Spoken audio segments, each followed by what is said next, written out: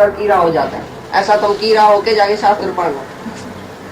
और देह वासना, मेरी देह हमेशा तंदुरुस्त रहे, जवान रहे, अच्छी रहे, मैं ये खिलाऊं, मैं ये पहनाऊं, मैं ये घूमूं, देह को बड़ा मजा दूं, देह को सुख दूं, ये देह की वासना है। और लोक वासना, लोक को क्या कहेगा, बस ये बड़े में बड़ी बात है। इसके लिए तुम निंदा कराना नहीं चाहता है। भाई दुनिया में निंदा नहीं होनी चाहिए, ठीक है, इधर भी जाना चाहिए, उधर भी जाना चाहिए। पैंचन में पूड़ो, साधुन में सनम। जब साध संगत में आएगा तो भी पहला नंबर आके बैठेगा, भाई मैं ज्ञानी हूँ, मैं क्या नहीं हूँ। जब पैंच होएगा ना दुनिया वाला, उधर भी तुम पहला नंबर शादी में बैठेगा, मरने में भी पहला नंबर जाके बैठेगा। सब जगह तुमको पहला नंबर कुर्सी चाहिए, लेकिन एक कुर्सी पर एक टाइम बैठना है। या भगवान की कुर्सी पर बैठो या देह ध्यासियों की कुर्सी पर बैठो। देह ध्यासी है तो लोक वासना है। तो जो स्तुति और निंदा में एक है, जिसको दुनिया की कोई परवाह नहीं, ऐसी बात नहीं। हम सच के रास्ते पर है, अभी दुनिया क्या भी बोले तो हमको उसकी परवाह नहीं रखनी। हाँ। और जो मेरे परायण हुए, अर्थात मेरे को परम आश्रय और परम गति एवं सबका आत्म रूप और सबसे परे परम पूज्य समझकर विशुद्ध प्रेम से मेरी प्राप्ति के लिए तत्पर हुए श्रद्धा युक्त पुरुष इस ऊपर कहे हुए धर्म में अमृत को निष्काम भाव से सेवन करते हैं, वे भक्त मेरे को अतिशय प्रिय हैं। प्रेम से, श्रद्धा से युक्त जो इस पर चलता है, जो हमने अभी ज्ञानी भक्त की बात किया, जो उस पर चलने वाला, आचरण करने वाला, सचमुच वो ऐसा चलता है, वो तो मेरे को अति प्रिय है। जो भी अभी बोला उसके ऊपर चलने वाला, हाँ, ये बड़ी आ जाए तो ये तो बहुत बड़ी बात है। तुम्हारी श्रद्धा कितना आना है, बढ़ाना है, किसी आठाना है, बोला थोड़ा थोड़ा गुरु का कहना मानना चाहिए, थोड़ा पर अपनी भी बुद्धि चलानी चाहिए। ऐसा बेवकूफ नहीं बनना। ये मर्द लोग है ना, स्त्रियों को बोलता है, भाई तुम्हारे को अक्ल नहीं है तो तुम सारा ही सारा गुरु का कहना मान लेती है। ऐसा नहीं कहना, गुरु वाक्य सत्यम नहीं करना, कुछ अपनी बुद्धि चलाना। दुनिया में भी रहने का है, लोकालित में भी रहने का है, बच्चे के साथ भी रहने का है। ऐसा थोड़ी गुरु के कहने पर बस तुम निरासक्त हो जाओ, जल्दी में निर्मोह हो जाओ। निर्मोह नहीं होना, ये भी नहीं छोड़ना, वो भी नहीं छोड़ना। थोड़ा थोड़ा गुरु का, थोड़ा थोड़ा अपनी भी मत चलाने की है।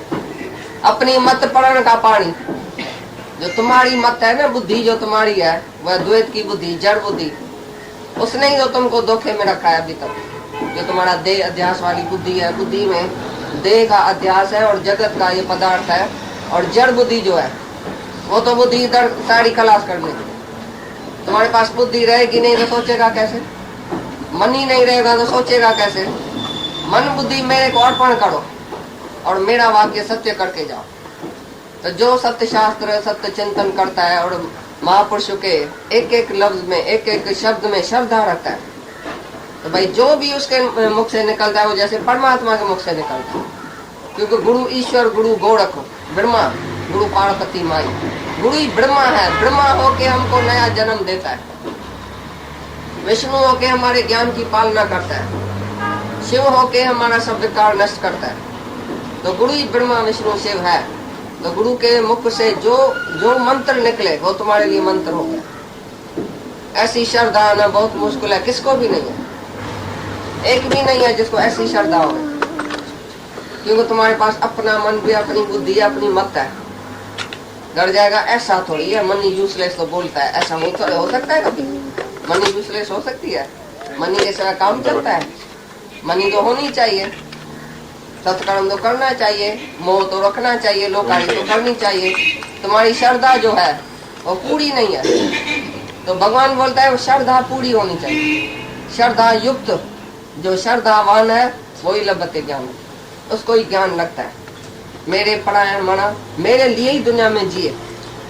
जैसे पतिव्रता स्त्री अपने पुरुष के लिए और पुरुष के आश्रय रहती है, उसको पता है कि मेरा मर्द बैठा है, बस मेरे को कोई परवाह नहीं है।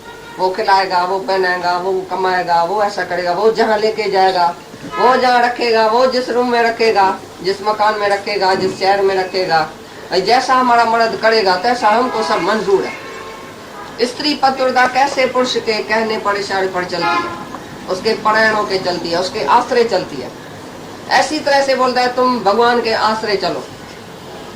मेरे परायण माना मेरे ही परायण होके रहो, मेरे ही आश्रय जियो। जो मेरे कोई परम आसरा, परम गति, परम धाम मेरे को ही समझता है, कोई श्रद्धा युक्त पुरुष और जो ऊपर कही हुई बातों पर चलता है, जो भी ये अमृत जैसा चलो, ये अमृत था भाई, मान में अपमान में, मित्र में शत्रु में, सर्दी में गर्मी में, और जो भी कुछ मिले प्रारब्ध अनुसार उसमें तुम भाई शांत रहो, धीरज में रहो, विश्वास में रहो, रजा पर राजी रहो।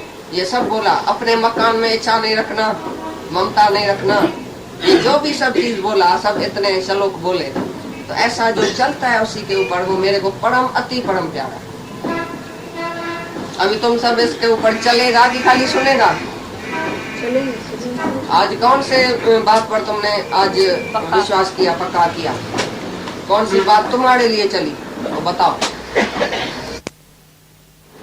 मैं उसके लिए जीता हूँ, उसके लिए मरूंगा, उसके लिए करूंगा। जैसे स्त्री पति के लिए सारा दिन सोचती है क्या खाएगा क्या पिएगा, अपने लिए नहीं सोचती है मेरा पति क्या खाएगा, मैं भी रूंग में खा दूंगी, जो बचा वो खा दूंगी, नहीं बचा तो नहीं खाऊंगी। माने पे चूल्हे में, माँ जगह सा चूल्हे में पे ही है, पर वो सजो नहीं सोचे थी मुझा पुट छा खाईंदा, धीअर छा खाईंदियूं, घोट छा खाईंदो, उन्हनि जे लाइ रधींदी आहे। पंहिंजे लाइ कोन सोचींदी आहे त मां छा खाईंदसि, बचो त बचो, मूं न खाधो त छा थियो, ही खाई। या कुर्बानी माँ जे अंदर जरूर आए। तो ऐसी कुर्बानी जो भगत के अंदर में होती है कि मेरा भगवान ही सब कुछ है, उसके लिए ही मैं जीता हूँ। वो कैसे प्रसन्न हो जाए, वो कैसे राजी हो जाए, मैं ऐसा कर्म नहीं करूं जो मेरे भगवान को पसंद नहीं आए, मैं भगवान के नजर में हो जाऊं। ये तिस नजर न आवे तो बात न पूछे को, ये मैं तुम्हारे नजर में नहीं आऊंगा तो मेरे को दुनिया में कोई थूक मार के भी नहीं पूछेगा, चाहे तुम राजा हो। अरे राजा भी एक दिन कंगाल हो जाएगा, कौन पूछेगा उसको? राजा है तो क्या, अंदर की शांति थोड़ी है।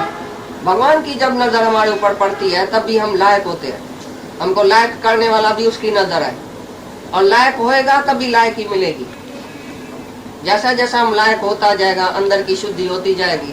ये भगवान के ही परायण हम रहते हैं। तुम बैठे सिनेमा में, तुम बैठे क्लब में, तुम बैठे दुनिया के भोगों में, पदार्थों में, सब तुमको पसंद है बातें, इंद्रियों के रस में बैठे हैं। इधर आके बोले हम भगवान के परायण होके रहते हैं। परायण क्या मतलब क्या? जब तुमको कोई भी दुनिया में चीज पसंद नहीं आवे भगवान के सिवाय, भगवान जैसा प्यार किसी से भी नहीं होवे। सारा ही प्यार, सारे की दिल, सारे की सारी दिल भगवान को देनी पड़ेगी भाई। सारे का सारा जैसे हमको प्यार भगवान से ही है, बाकी सब मिथ्या है, सब माया में है ये शरीर जिसमें तुम अटके पड़े। जो तुमको प्यारा है, प्यारा है, कौन प्यारा है दुनिया में? बाहर से तुम बोलता है ये प्यारा है, ये प्यारा है, लेकिन सबको अपना शरीर प्यारा है। स्वार्थ वाला है दुनिया में सब। तुम्हारा भी दूसरे में स्वार्थ है, उसका तुम्हारे में स्वार्थ है। स्वार्थ वाली दुनिया में तुम रह पड़े। अभी सबसे ऊपर उठो, निष्काम हो जाओ, निष्काम प्यार करो सबको, निष्काम जीवन तुम्हारी होनी चाहिए। निष्काम कर्म नहीं, लेकिन तुम अंदर निष्काम जीवन तुम्हारी होनी चाहिए। कोई भी भोगों की इच्छा, तीन लोक की इच्छा भी नहीं होवे जिसको वो निष्काम है, जिसको फल नहीं चाहिए। शुभ अशुभ का त्यागी, ये भी खास बात थी आज का ये लेसन है। शुभ अशुभ का त्यागी, नहीं मेरे लिए कोई शुभ है, नहीं मेरे लिए अशुभ है, एक ही आत्मा है। शुभ अशुभ दोनों में आत्मा देखना भाई, कौन शुभ है कौन अशुभ है, क्या अच्छा है क्या बुरा है, क्या प्रिय है क्या अप्रिय है। एक ही भगवान है। जब एक ही भगवान है जहाँ तहाँ, तो अप्रिय कौन सी चीज है, अशुभ क्या है, शुभ क्या है? ज्ञानी के लिए शुभ अशुभ कुछ भी नहीं है ही निष्काम। निष्काम में शुभ अशुभ होता ही नहीं है। शुभ अशुभ होता है सकाम में। जो सकामी मनुष्य है वो बोलेगा मैं शुभ करूं, मैं अशुभ को छोड़ूं, मैं ऐसा करूं, मैं ऐसा करूं। और ज्ञानी कौन सा शुभ कर्म करेगा? शुभ कर्म उसके लिए है ही नहीं, कोई भी कर्म उसके लिए नहीं है, वो कर्मातीत है। कोई भी शुभ कर्म उसके लिए नहीं है, क्योंकि शुभ भी दूसरे के साथ करेगा ना, अशुभ दूसरे से करेगा, शुभ भी दूसरे से करेगा, द्वैत में करेगा। लेकिन निष्कामी जो अपने साथ अपने लिए ही करता है, उन्हें अपना आप समझता है। जहाँ तहाँ एक ही ईश्वर देखता है, भगवान देखता है। अपने साथ ही जैसे तुम कुछ भी करो इस शरीर के लिए तो तुमको याद नहीं आएगा, और वो कर्म बनेगा भी नहीं। और दूसरे के लिए कुछ करेगा शुभ अशुभ तो कर्म बनेगा। दूसरा देखना ही बंद करो, पहले तुम निष्कामी हो जाओ अंदर में। हर्ष और शोक, किस बात का हर्ष होएगा, किस बात का शोक होएगा, ये भी आज की पॉइंट थी। तो तुमको कभी खुशी और कभी दुख होता है किसी भी बात में। क्या होएगा जो तुमको शोक होएगा, बताओ? क्या होएगा जो तुमको हर्ष होएगा? क्या मिलेगा तुमको जो हर्ष होएगा? सोना चांदी हीरा पैसा जड़ माया, और तुम चेतन आत्मा जड़ माया के मिलने में खुश होता है? जड़ माया कभी तुमको सुखी कर सकेगी?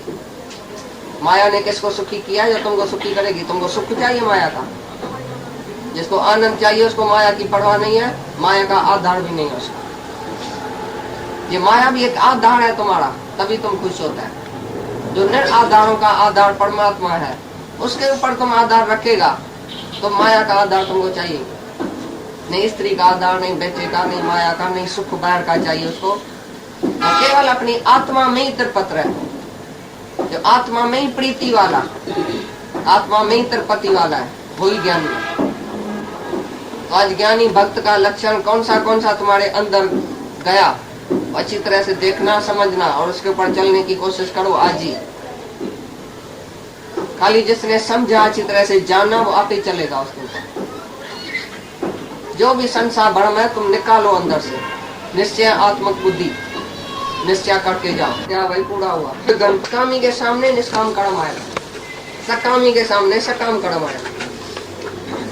निष्काम कर्म का फल है निष्काम कर्म, ये बात समझा है? निष्काम कर्म का फल क्या है? निष्काम कर्म तुम्हारे सामने आएगा। ये दादाजी का कहना था। सब पूछते भाई निष्काम कर्म का फल क्या है? बोलता है निष्कामी का फल है निष्काम कर्म सामने आएगा, तुम्हारे ऑटोमेटिकली सामने आएगा। तुम नहीं चाहेगा ना, सो जाएगा, भाई मैं तो आज सो जाता हूँ, अचानक कोई आ जाएगा निष्काम कर्म सामने, तुमको भगवान उठा के वो कराएगा, तुम्हारे पास ही निष्काम कर्म भेजेगा भगवान। तो निष्कामी का फल है निष्काम कर्म, और निष्कामी जो है वो मुक्त है। निष्कामी का फल है मुक्ति और शांति, और निष्काम कर्म उसके सामने आएगा, पिछाड़ी तक आप ही आएगा। हम चाहेंगे अभी हम आज सत्संग नहीं करेगा, किससे बात भी नहीं करेगा, तो कोई न कोई ऐसा दुखी अचानक आ जाएगा, हमको उठ के उसी से बात करनी पड़ेगी। क्योंकि भगवान को पता है निष्कामी ये है, तो हमारे पास ही सबको भेजेगा, और तुम्हारे पास सकामी कर्म भेजेगा, क्योंकि तुम सकाम है। तो बेटे बेटी का कर्म तुम्हारे सामने आएगा, तुम उसी के मोह में और भी फंसता जाए। कुछ पहले तो ऐसा नहीं किया था, तुमको भूल गया है तुमने कौन सा बीज डाला, बीज तुमको भूल गया है। गुरु के मिलने के बाद तुमको सब पता चलता है, तो ये कौन सा बीज हमने डाला है जो ये फल निकला है। कौन सा बीज, मतलब तुम अहंकारी था, इसलिए जो भी कर्म किया था वो रांगी किया था। अहंकार से तुमने जो कर्म किया, ज्ञान से पहले, गुरु से पहले जो भी तुमने कर्म किया, उसका फल जो निकलेगा खट्टा मीठा, उसमें तुम दुखी सुखी होएगा। अभी जब गुरु हमको मिलता है, क्षेत्र क्षेत्र के का ज्ञान देता है, भाई शरीर अलग है, तू अलग है, तू अलग होके आत्मा होके शरीर को जानने वाला है, मन को जानने वाला है। देखो मन किधर गया, देखो कौन सा हमने बीज डाला, काय के लिए फल निकला, कौन सा मैंने कर्म किया। जब बीमार आदमी होता है, सो जाता है सीधा बिस्तरे पर, लेट जाता है, फ्री हो जाता है, जब इस शरीर से कोई काम नहीं करता, तभी उसका मन का रील चलता है, सारी उम्र का रील चलेगा उसका। मैंने क्या किया, किससे कुछ किया तो नहीं, इससे द्वेष तो नहीं किया, ऐसे राग तो नहीं किया, ये भूल तो नहीं किया, ऐसी भूल तो नहीं किया। वो पीछे बीमारी में बैठ के सबसे माफी लेता है। तुमने देखा है मरने के टाइम या बीमारी के टाइम मन इतना सूक्ष्म निर्मल हो जाता है, जो अपना विकार देखता है अंदर, भाई मैंने क्या क्या किया, तो पीछे बैठ के माफी लेता है सबसे।